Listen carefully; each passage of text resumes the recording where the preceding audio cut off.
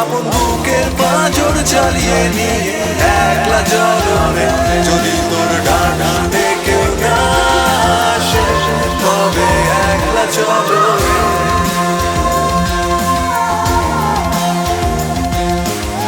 একলা চলো, একলা চলো, একলা চলো, একলা চলো রে। নমস্কার বন্ধুগণ, বাংলাদেশের রাজনীতিতে আজকে সবচেয়ে আলোচিত খবর একটি ঘোষণা। রয়টার্সকে দেওয়া এক সাক্ষাৎকারে বাংলাদেশের সাবেক প্রধানমন্ত্রী শেখ হাসিনা বলেছেন তিনি আগামী ডিসেম্বর বাংলাদেশে ফিরে আদালতে আত্মসমর্পণের পরিকল্পনা করছেন। একই সঙ্গে তিনি বলেছেন গ্রেপ্তার হওয়া বা নিজের নিরাপত্তা নিয়ে ঝুঁকির বিষয়েও তিনি সচেতন। অন্যদিকে তার বিরুদ্ধে চলমান মামলাগুলো এখনও বিচারাধীন এবং তিনি অভিযোগগুলো অস্বীকার করেছেন। এই মুহূর্তে এইটুকুই বলা নিশ্চিত তথ্য। কিন্তু এই ঘোষণার পর একটি বড় প্রশ্ন সামনে আসছে। যদি তিনি সত্যি দেশে ফেরেন তাহলে এরপর কী হতে পারে? বাংলাদেশের রাজনীতিতে এর কী প্রভাব পড়তে পারে, অর্থনীতিতে, কূটনীতিতে এবং সাধারণ মানুষের জীবনে? আজকের আলোচনার উদ্দেশ্য কোনো ভবিষ্যদ্বাণী করা নয়, বরং বিভিন্ন সম্ভাব্য পরিস্থিতি নিয়ে আলোচনা করা, যেগুলো বর্তমান তথ্য, তুলনামূলক রাজনীতি এবং প্রকাশিত গবেষণার আলোকে বিবেচনা করা যায়। প্রথমে, কি নিশ্চিত আর কি অনিশ্চিত?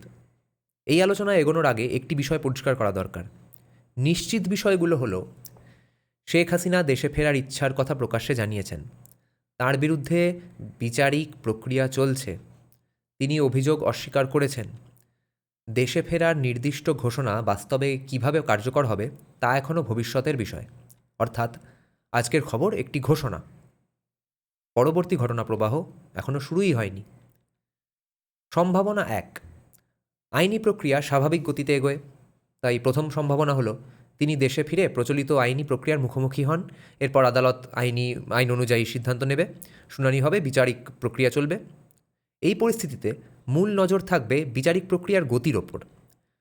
অনেক আন্তর্জাতিক গবেষণায় দেখা যায় উচ্চ প্রোফাইল মামলায় আদালতের প্রতিটি সিদ্ধান্ত জন আলোচনার কেন্দ্রবিন্দু হয়ে ওঠে, কিন্তু সেই সিদ্ধান্ত সম্পর্কে আগাম কোনো অনুমান করা সম্ভব নয়।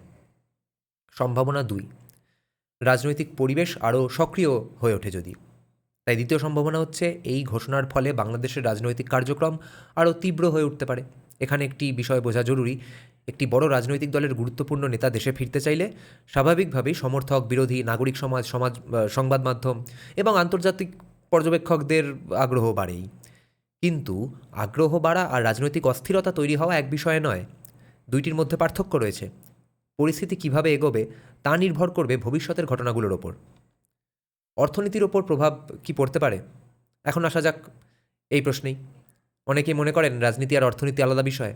বাস্তবে বিষয়টি এত সরল নয়।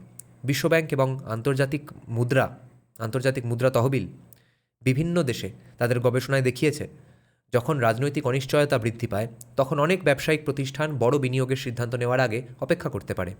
এর মানে এই নয় যে প্রতিটি রাজনৈতিক ঘটনাই অর্থনীতিকে ক্ষতিগ্রস্ত করে, বরং অর্থনীতিবিদরা বলেন যে বিনিয়োগকারীরা সাধারণত স্থিতিশীলতা, নীতির ধারাবাহিকতা এবং পূর্বানুমানযোগ্য পরিবেশকে গুরুত্ব দেন। বাংলাদেশের ক্ষেত্রেও আগামী কয়েক মাসে ব্যবসায়ী এবং বিনিয়োগকারীরা রাজনৈতিক পরিবেশ কিভাবে পরিবর্তিত হয় সেটি পর্যবেক্ষণ করতে পারেন। কূটনীতির ওপর কীভাবে প্রভাব পড়তে পারে? বাংলাদেশের পররাষ্ট্রনীতি গত কয়েক বছরে ভারত, চীন, জাপান, যুক্তরাষ্ট্র, ইউরোপীয় ইউনিয়ন এবং অন্যান্য অংশীদারদের সঙ্গে সম্পর্কের ভারসাম্য রক্ষার চেষ্টা করেছে। সুতরাং বাংলাদেশের বড় রাজনৈতিক পরিবর্তন বা উল্লেখযোগ্য রাজনৈতিক ঘটনা আন্তর্জাতিক পর্যায়েরও নজর কেড়েই নেয়। এখানে আবারও একটি বিষয় গুরুত্বপূর্ণ। বর্তমানে কোনো দেশ কী নীতি নেবে তা নিয়ে নিশ্চিতভাবে কিছু বলা সম্ভব নয়। তবে আন্তর্জাতিক সম্পর্কের গবেষণায় দেখা যায় যখন কোনো দেশের অভ্যন্তরীণ রাজনীতি বড় পরিবর্তনের মধ্যে দিয়ে যায় তখন বিদেশি সরকার ও বিনিয়োগকারীরা পরিস্থিতি নিবিড়ভাবে পর্যবেক্ষণ করেন।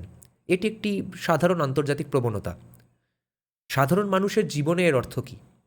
রাজনীতির খবর অনেক সময় দূরের বিষয় বলে মনে হয়, কিন্তু তার প্রভাব শেষ পর্যন্ত কোথায় গিয়ে পৌঁছয়? ব্যবসায়, চাকরির বাজারে, ভোক্তার আস্থায়, সরকারি সিদ্ধান্তের গতিতে এবং নাগরিকদের ভবিষ্যৎ সম্পর্কে প্রত্যাশায়। এই কারণেই বড় রাজনৈতিক ঘটনাগুলো কেবল রাজনৈতিক কর্মীদের জন্য গুরুত্বপূর্ণ নয়। অর্থনীতি নিয়ে গবেষণা করা প্রতিষ্ঠানগুলো বারবার বলেছে দীর্ঘমেয়াদী উন্নয়নের জন্য নীতিগত ধারাবাহিকতা এবং কার্যকর প্রশাসনিক সক্ষমতা গুরুত্বপূর্ণ। গবেষকরা কি বলেন? তুলনামূলক রাজনীতি নিয়ে গবেষণা করা বহু বিশেষজ্ঞ মনে করেন কোনো বড় রাজনৈতিক ঘটনার প্রভাব বোঝার জন্য একটি দিনের খবর যথেষ্ট নয়।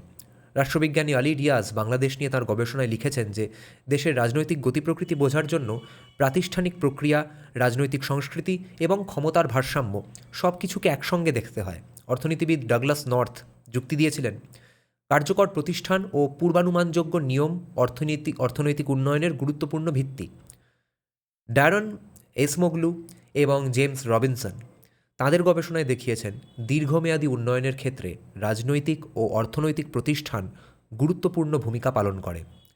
এই গবেষণাগুলো কোনো নির্দিষ্ট ঘটনার ভবিষ্যৎ বলে দেয় না, কিন্তু ঘটনাগুলো বিশ্লেষণ করার একটি কাঠামো দেয়। আগামী কয়েক মাস কী কী বিষয়ে নজর রাখা উচিত? প্রথম, ঘোষিত সময়সূচি অনুযায়ী দেশে ফেরা হয় কিনা। দ্বিতীয়, আদালতের আনুষ্ঠানিক পদক্ষেপ কী হয়। তৃতীয়, বিভিন্ন রাজনৈতিক দলের প্রকাশ্য প্রতিক্রিয়া কী হয়।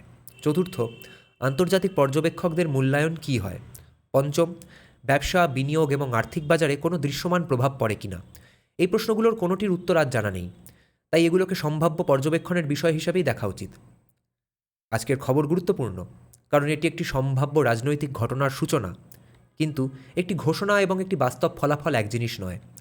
পরবর্তী কয়েক মাসে কী ঘটবে তা নির্ভর করবে আদালতের সিদ্ধান্ত, সরকারি পদক্ষেপ, রাজনৈতিক পরিস্থিতি এবং বাস্তব ঘটনা প্রবাহের ওপর। তাই এই মুহূর্তে সবচেয়ে দায়িত্বশীল অবস্থান হলো যা নিশ্চিত সেটিকে নিশ্চিত বলা, যা এখন অনিশ্চিত সেটিকে অনিশ্চিত বলা, আর যেটি কেবল একটি সম্ভাবনা সেটিকে সম্ভাবনা হিসেবেই দেখা। পরবর্তী অগ্রগতি সেই সম্ভাবনাগুলোর মধ্যে কোনটি বাস্তবের কাছাকাছি যাচ্ছে সেটাই নির্ধারণ করবে। ধন্যবাদ।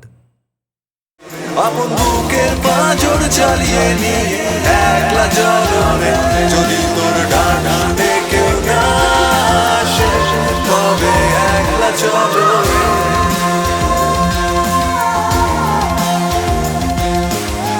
একলা চলো, একলা চলো, একলা চলো, একলা চলো।